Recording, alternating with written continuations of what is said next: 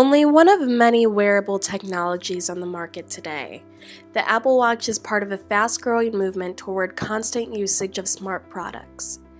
As of 2016, there were 325 million connected wearable devices, with the Apple Watch at the top of the heap. The first Apple Watch was introduced in 2015, and until its emergence, wristwatches were mainly used as a timekeeping device. With the creation of the Apple Watch, users of the product have access to so much more than time.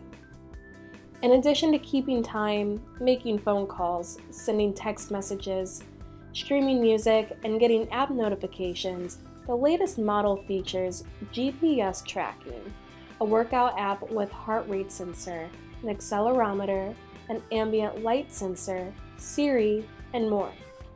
It is also water resistant 50 meters and has a storage capacity of 16 gigabytes. What do you think the watch can do? Well, I don't know, but I'm assuming that what it does is the same thing that your iPhone would do. Probably watch TV really small. I'm not sure. I don't know the functionality. They have this thing. It just looks good to me. Physical stuff and tells me how many steps I'm taking. That's a good thing. We need to be taking 10,000 a day. I think I can send email on it.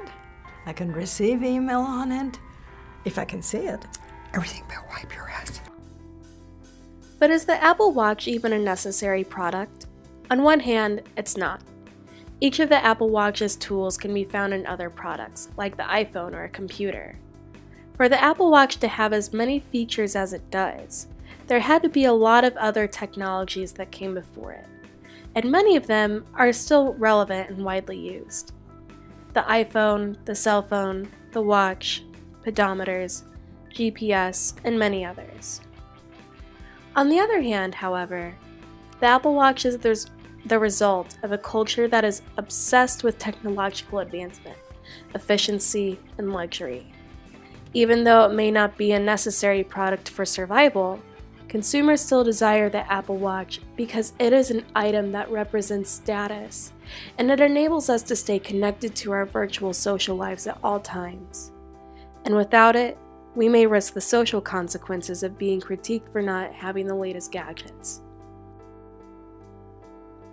So what does the creation of the Apple Watch mean for society? It means our technology obsession can now be carried around with us on our wrists, in addition to our pockets.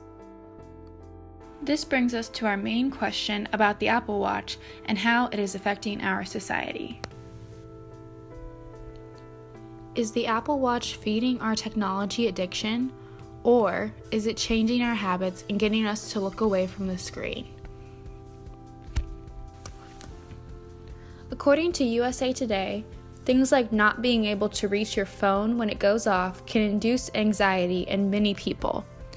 In order to decrease phone addiction, it is suggested to keep your phone far away from you when you can, so you have to exert a physical effort, such as walking to another area of the room to go get your phone. The Apple Watch does just the opposite, feeding the addiction to the phone instead of reducing it. It puts your phone's capabilities on your wrist, and it even physically taps you to get your attention with its haptics technology. The obsession over the Apple Watch has expanded into the YouTube community, where people make videos about all the ways that they use Apple Watch in a single day. If you don't already have enough reasons to check your Apple Watch, these videos can show you even more ways to dive deeper into the obsession.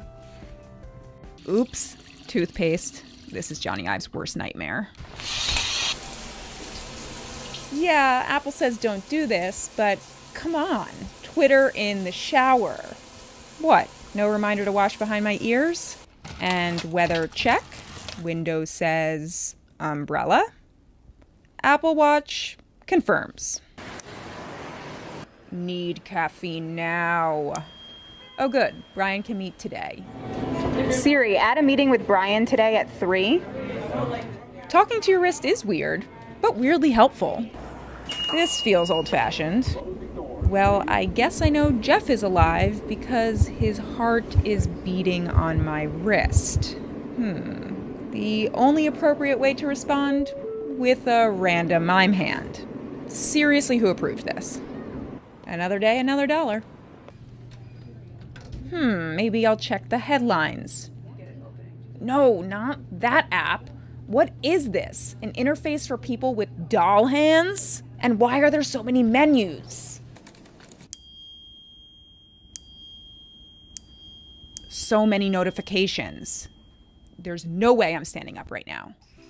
When you are constantly on your watch, like this woman is in the video, it isn't much different or a change in obsession over technology. The only thing that changes is the device you're looking at things on. And with the smaller size of the watch being harder to see and navigate, it just makes the constant usage frustrating. On the other hand, if you are using the Apple Watch as a tool to change your habits and control the amount of time you spend aimlessly staring at a screen, it can be a useful tool that sedates the FOMO, but also helps you stay engaged with the other things around you instead of constantly on your phone for no really important reason.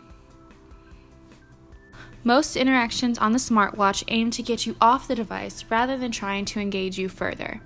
And that is exactly the point. The smartwatch wants you to quickly tackle that notification and get you back to what you were doing before you saw it.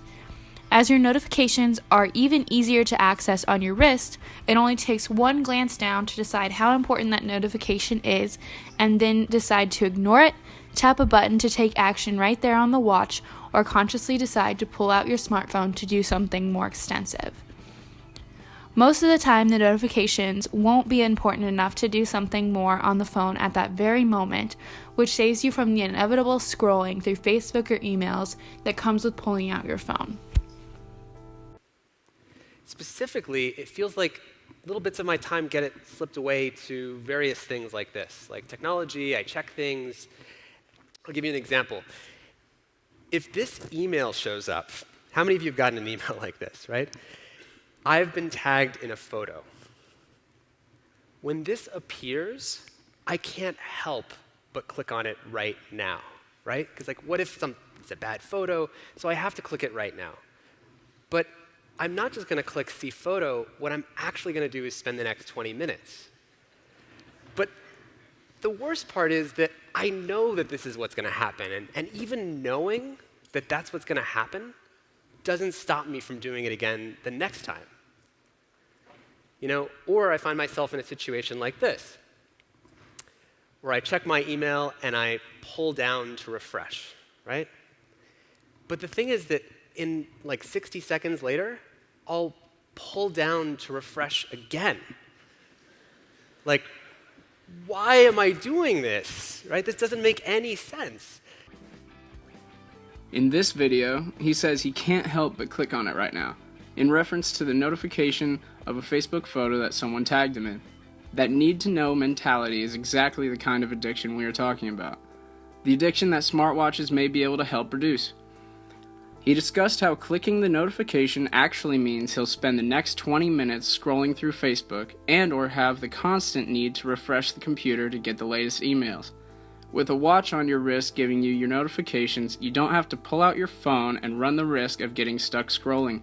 However, you are still staying up to date and don't have to worry about missing out on something, whether it is important or not.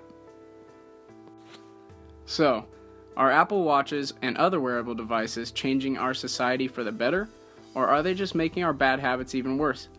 It really depends on your opinion about how much we are obsessed with the newest and best technologies and always being connected.